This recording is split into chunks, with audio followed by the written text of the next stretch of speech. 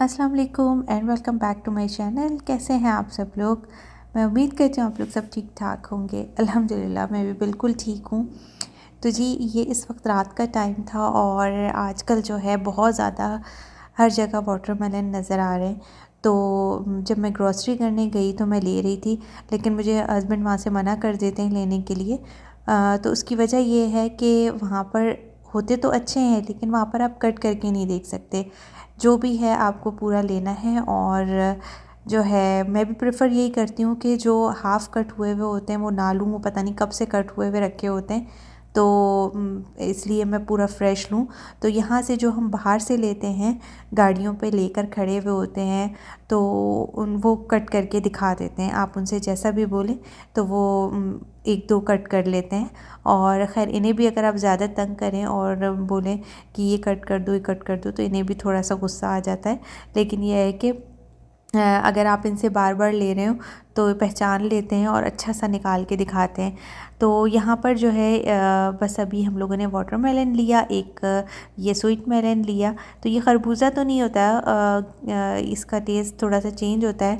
तो खैर ये भी ले लिया था एक, और घर आने के बाद मैंने उसे कट करके फ्रिज में रख दिया।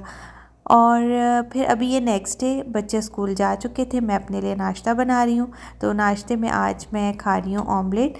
तो अभी मैंने थोड़ा सा जो है इसके अंदर गार्लिक सौटे कर रही हूँ, और इसको छोटे छोटे चंक्स करके मैंने ऐसे चॉप कर लिया था, और बस थोड़ा सा ऑलिव ऑयल डाला और इसमें मैं इसको सौते कर रही हूँ।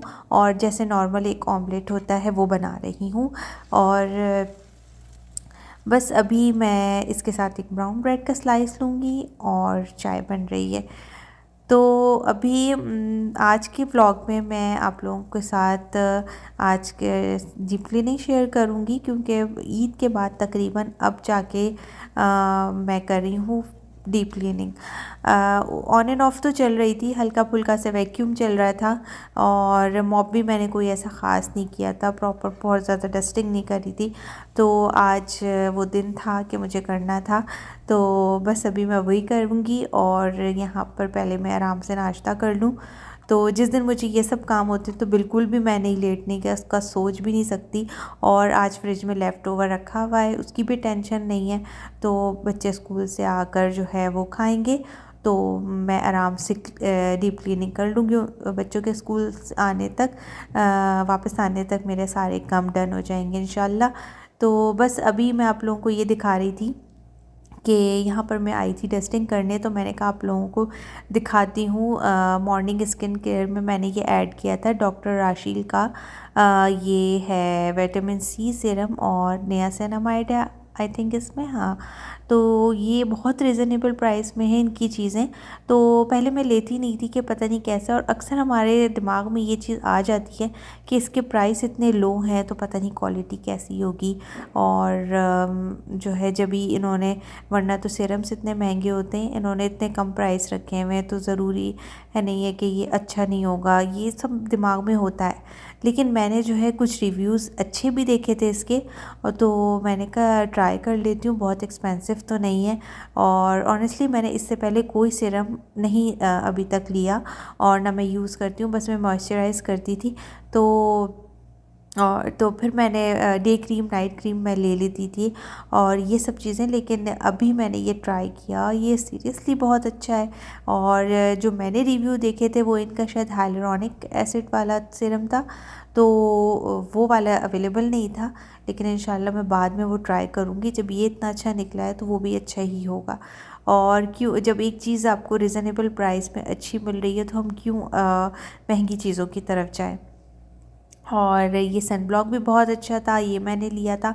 तो ये मेरी मॉर्निंग स्किन केयर रूटीन और यही मेरी नाइट स्किन केयर रूटीन होती है। बस मैं सन ब्लॉक रात में नहीं लगाती, और इसी को सीरम को लगाया, मॉइस्चराइज़ किया।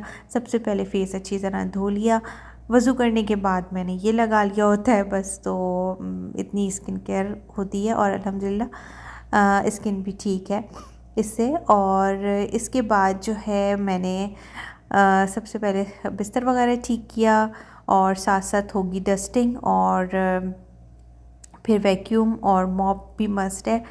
तो अभी बिस्तर हो गया है सेट और यहाँ पर स्टार्ट हो गई है डस्टिंग और मिट्टी अच्छी खासी हो रही है।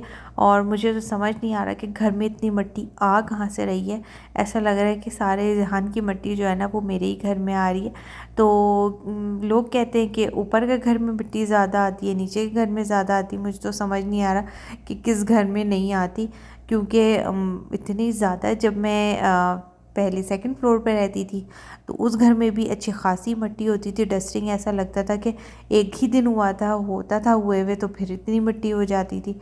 और यहाँ तो बस उससे ज़्यादा ही कुछ हिसाब है। तो मुझे ऐसा लग रहा है शायद नीचे के घरों में ज़्यादा मिट्टी आती है। तो बस अभी जो है यही मैं हर कोने कोने की डस्टिंग कर रही थी। और जबकि अभी जब ईद पर काम हुआ था, मतलब जो सफाइयाँ हुई थी, तो कोई कोना ऐसा नहीं था जो है वो सफाई ना हुई हो। लेकिन फिर भी जो है मिट्टी इतनी ज़्यादा है कि हर जगह पे मुझे दोबारा से मतलब जिन जिन जगहों पे आप महीने में एक बार सोचते हो करने का, तो उन पर मुझे जो है ना वीकली करना पड़ रहा है, इतनी डस्टिंग है। तो इतनी डस्ट है। तो बस अभी जो है वही बच्चों का कमरा हो गया था साफ़ सुथरा। और कोशिश इनकी यही होती है बच्चों की कि अपना बेड बना के जाएं और मैं फिर उसको फाइनल टचअप थोड़ा सा दे देती हूँ जब वो करके भी जाते हैं, क्योंकि अभी छोटे हैं, बहुत ज़्यादा प्रॉपरली हर चीज़ को नहीं कर पाते हैं। और बस यहाँ पर इनका सामान वगैरह रख रही हूँ। और इतने सारे तो स्टफ़ टॉयज़ और ये वो चीज़ें होती हैं, समेटते समेटते जो है ना वो इतना टाइम लग जाता है। तो बस अभी वैक्यूम करने के बाद मैं करूँगी मॉप वगैरह। तो बस यहाँ पर अभी आप लोगों से एक बात डिस्कस करती चलूँ, मैं करती हूँ सफाई। तो मुझसे किसी ने पूछा था कि सऊदीया में फ़ीमेल्स जॉब कर सकती हैं। तो उनका आंसर मैं आज दे देती हूँ आप लोगों को कि जी बिल्कुल कर सकती हैं। और उन्होंने शायद आई थिंक टीचिंग के हवाले से पूछा था। तो टीचिंग का ये है कि अगर आपने ग्रेजुएट किया हुआ है तो आप के पास उसका एक्सपीरियंस भी होना मस्ट है। और फिर आप जो है वो स्कूल में टीचिंग कर सकते हैं। लेकिन अगर आप हायर ग्रेड्स को पढ़ाना चाहते हैं तो तो आपको मास्टर्स तो मस्ट है। तो ये है। और ये समटाइम्स ये होता है कि आपका एक्सपीरियंस बहुत ज़्यादा अच्छा होता है या कुछ है, तो आई थिंक जो ग्रेजुएट किया हुआ है तो उनको भी हायर ग्रेड्स में मिल जाती है जॉब। लेकिन ज़्यादातर मैंने मास्टर्स का ही सुना है हायर ग्रेड्स के लिए।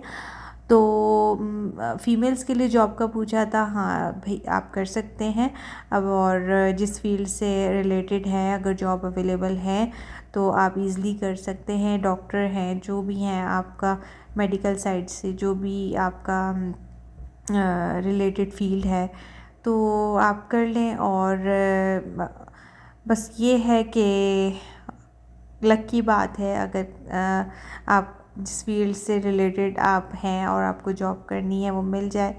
तो ये उनका सवाल था। और सेकंड था कि रेंट रियाद में कितना है। तो रेंट रियाद में कितना है तो ये तो आप मत पूछें। आजकल जैसा कि जो हाल हुआ हुआ है, आई थिंक उन्होंने भी सवाल इसीलिए किया होगा कि वाकई में रियाद में रेंट इतने ज़्यादा बढ़ गए जिस एरिए का आप सोच तसव्वुर भी नहीं कर सकते थे कि वहाँ पर रेंट इतना होगा। और तो ये हाल हो गया कि रेंट बहुत ज़्यादा हो गए। और ये कि आप जिस एरिए के हिसाब से बात करें तो आपको ये भी सोचना पड़ता है ना कि अगर आपके बच्चे हैं स्कूल गोइंग हैं तो आपके घर से वो बहुत ज़्यादा दूर ना हो। क्योंकि जितना फिर आप दूर घर ले लेते हैं इस चक्कर में कि उस एरिया में रेंट कम है और अभी हम इसलिए वहाँ घर ले रहे हैं, तो फिर सारा कुछ जो आप सेविंग करने का सोचते हैं वो आपके वैन में चला जाता है। वैन वाले भी अच्छा खासा जो है ना वो फ़ीस ले रहे होते हैं। और जितना ज़्यादा डिस्टेंस होगा उतना ज़्यादा आपको जो है वो वैन की फ़ीस देनी होगी। तो कुछ लोगों की प्रेफरेंस यही होती है कि जितना हम वैन को दे रहे हो उससे बेहतर है कि हम एडजस्ट करके उसी अमाउंट को एडजस्ट करके हम रेंट दे दें। तो ये है। और अब नहीं मिल रहे तो मजबूरी है, इतनी आसानी से रियाद में घर मिल भी नहीं रहे हैं। तो फिर आपको दूर ही लेना पड़ जाता है और उसमें फिर अच्छी खासी अमाउंट जो है ना वो वैन की जा रही होती है। अभी कितने लोग हैं ये परेशान है कि क्या करें, जो है वो हमें स्कूल से इतना ज़्यादा दूर पड़ रहा है घर, और रेंट भी इतने ज़्यादा फिर उनके बढ़ा दिए हैं, क्योंकि वही है कि दूर रह के भी वो इतनी सरवाइव करके भी जो है ना वो अकारी ने रेंट इतने बढ़ा दिए डायरेक्ट, जो है 5,000, 6,000, 7,000 इस तरीके से बढ़ा दिए। कुछ जगहों पे तो ये है कि बस बिल्डिंग को खाली करवा दिया है और वो उनको थोड़ा सा रेनोवेट कर रहे हैं, थोड़ा सा उसको फैंसी शैंसी करके बस उसकी भी रेंट बढ़ा दिए, तो ये कर रहे हैं। ये सूरत हाल है। तो आप लोगों को आज की ब्लॉग में इस चीज़ का मैंने जवाब दे दिया। आई होप कि क्लियर हो गया। काफ़ी ज़्यादा मेरे पास जो है ना इसके कमेंट्स भी आ रहे थे, क्वेश्चंस भी आ रहे थे इंस्टाग्राम पर, तो मैंने कहा था कि मैं सेपरेट व्लॉग बना दूंगी। तो फाइनली आज मैंने आपके क्वेश्चंस का आंसर दे दिया। और भी कोई क्वेश्चंस हो, आपकी कोई क्वेरी हो, कुछ भी हो, तो आप मुझे कमेंट कर सकते हैं। मुझे इंस्टाग्राम पर फॉलो कर लीजिए और इसी नेम से लाइफस्टाइल ब्लॉगर अमरीन के नाम से मैं हूँ इंस्टाग्राम पे, आप मुझे वहाँ फॉलो कर लीजिए। और जो है वहाँ पर आप मुझे डीएम कर सकते हैं। तो बस यहाँ पर अभी बना रही हूँ मैं दाल, और आज मैं सिर्फ मूंग की दाल बना रही हूँ। तो मूंग की दाल में मैंने थोड़ी सी रेड चिली पाउडर डाला था, और हल्दी, जिंजर गार्लिक पेस्ट, थोड़े से टमाटर, साबुत काली मिर्च, बहुत अच्छा फ्लेवर आता है इस दाल में, ये डाला था मैंने। और बस इसको डाल के मैंने पकने के लिए रख दिया था, और इसके साथ बनाई थी मैंने रोटियां। और ये दाल जो है थोड़ी देर के लिए मैंने भिगोई थी।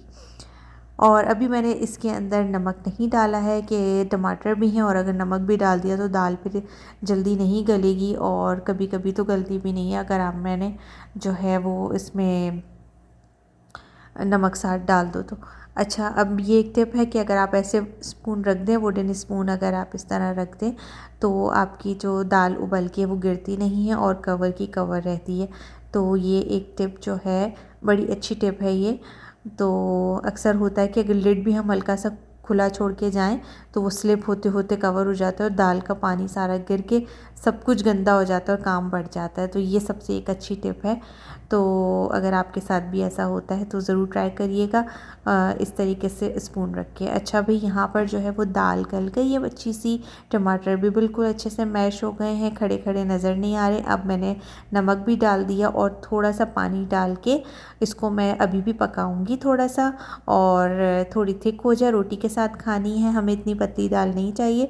तो बस अचार के साथ ये सर्व करेंगे। और इस दाल में जो है प्याज और साबुत लाल मिर्चों का बघार जाता है। इसमें मैं लहसुन नहीं डालती हूँ, वो मसूर की दाल में लहसुन का बघार डालती हूँ। तो इसके ऊपर आप हल्का सा हरा धनिया और गरम मसाला पाउडर छिड़क सकते हैं, या ज़ीरा पाउडर, तो अच्छा लगेगा। अच्छा, खाना वाना खाने के बाद जो है मेरा ये लास्ट काम था। मैं कपड़े वगैरह फ़ोल्ड करके रख रही थी, और क्योंकि ये जब ड्राई हो जाते हैं तो मेरा इरादा तो मुझे ये कुछ कपड़े जो हैं वो आयरन करके ही हैंगर करने होते हैं। और लेकिन मेरी शुरू से आदत है कि जैसे ही कपड़े ड्राई हो जाते हैं मैं सारे फ़ोल्ड करके उनको उनकी जगह पे रख देती हूँ। और जब भी मुझे आयरन करने हैं तो 4-5 सूट एक साथ उठाए, आयरन कर लिए। वो इतने सारे कपड़े जो डाल के छोड़ देते हैं, हम आयरन करके ही रखेंगे।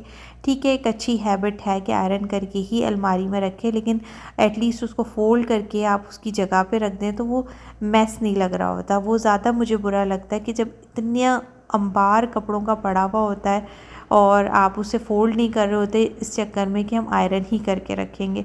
तो होता है बाद लोगों के हमें ऐसे अलमारी में कपड़े नहीं रखने, हम आयरन ही करके रखेंगे, लेकिन ये चीज़ नहीं नज़र आती कि वो चीज़ सामने पड़ी हुई इस तरीके से लॉन्ड्री हुए हुए कपड़े वो पड़े हुए हैं, तो वो मुझे ज़्यादा मैस लग रहा होता है।